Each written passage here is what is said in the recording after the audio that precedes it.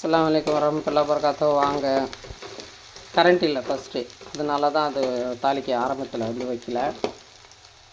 எண்ணெய் ஊற்றி கடுகு போட்டு கொஞ்சம் ஒரு சிட்டிக்கு சீரகம், ஒரு சிட்டிக்கு வெந்தயம், ஒரே ஒரு வரமிளகா, 4 பல் பூண்டு, ஒரு மீடியம் சைஸ் சின்ன வெங்காயம் ஒரு 2 மீடியம் சைஸில் போட்டு வதக்கியிருக்கேன். இவ்வளோ வதக்குனதுமே தக்காளி 2 கட் பண்ணி வச்சுருக்கேன், அது போட்டுக்கலாம்.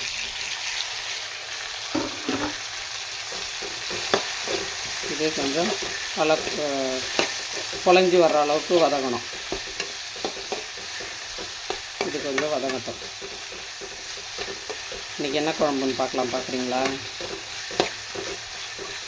சுண்டக்காய், 2 சிறகவரை, கொஞ்சோண்டு காராமணி நம்ம வீட்டில் வச்சுருக்கோம் இல்லையா, அதை எடுத்து காய வச்சு சேர்த்து வச்சுருந்தேன். அந்த காராமணி போட்டு அதில் கொஞ்சம் 3 பீஸு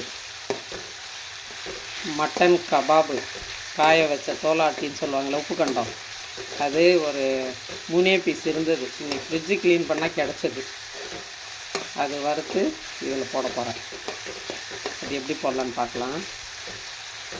இது நல்லா வதங்கட்டும். இப்படி ஆகட்டும். இப்படி ஆகிறப்ப மஞ்சள் தூள் கொஞ்சமாக போட்டுக்கலாம்.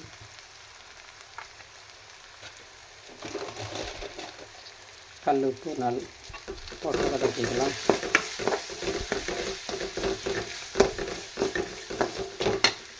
இதெல்லாம் மிளகாத்தூள் ஒரு 1/2 ஸ்பூன், தனி மிளகாத்தூள், காரத்தூள்,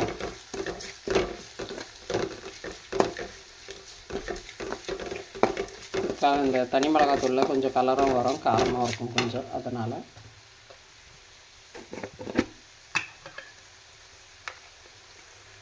குழம்பு மிளகாத்தூள் ஒரு 1/2 ஸ்பூன்,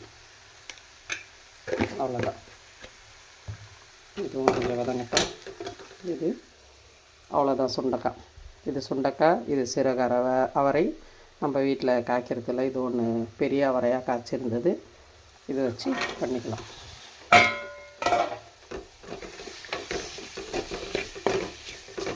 இது கொஞ்சம் வதங்கணும்.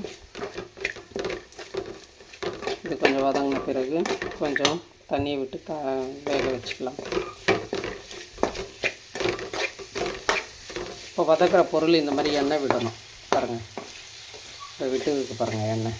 அப்படி எண்ணெய் விட்டால் தான், நம்ம கொஞ்சம் எண்ணெய் விட்டாலும் அது ஃபுல்லாக வதங்கிடுச்சுன்னா எண்ணெய் வந்துடும் அது தனியாக.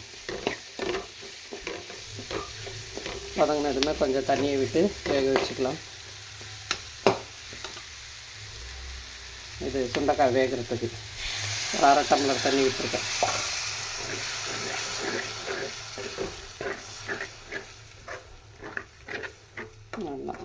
இது கொஞ்சம் வேகட்டும். வதங்கிடுச்சா பார்ப்போம். பாருங்கள்,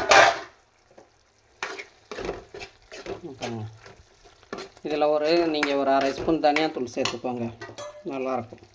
கொஞ்சமாக புளி பாருங்கள், கொஞ்சம் தான் ஊற்றுறேன், அதில் கொஞ்சம் வச்சிடுறேன்.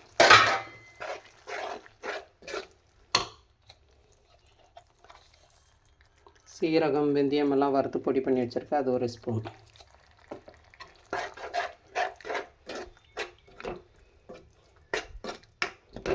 இது இப்படியே கொஞ்சம் கொதிக்கட்டும், அந்த புளி வாசனை போகணும். அவ்வளோதான், கொஞ்சம் கொதிக்கணும். ரெடி ஆகிடுச்சு. இது காராமணி நான் குக்கரில் போட்டு வேக வச்சு வச்சுருக்கேன். அவ்வளோதான். நீங்களே இதேமாரி செஞ்சு கொடுங்க பசங்களுக்கு. இது 3 பீஸு மட்டன், இது தொலாட்டி காய வச்சு உப்பு கண்டம் போட்டு வச்சுருப்போம். அது கருவாடு இல்லைன்னா இப்படி கூட போட்டுக்கலாம். பொடியாக நறுக்கிட்டு வறுத்து போட்டுக்கணும். எப்படி இருக்குது செஞ்சு சாப்பிட்டு பாருங்கள். லைக் பண்ணுங்கள், ஷேர் பண்ணுங்கள், சப்ஸ்கிரைப் பண்ணுங்கள், பெல் பட்டனை தட்டி விடுங்க.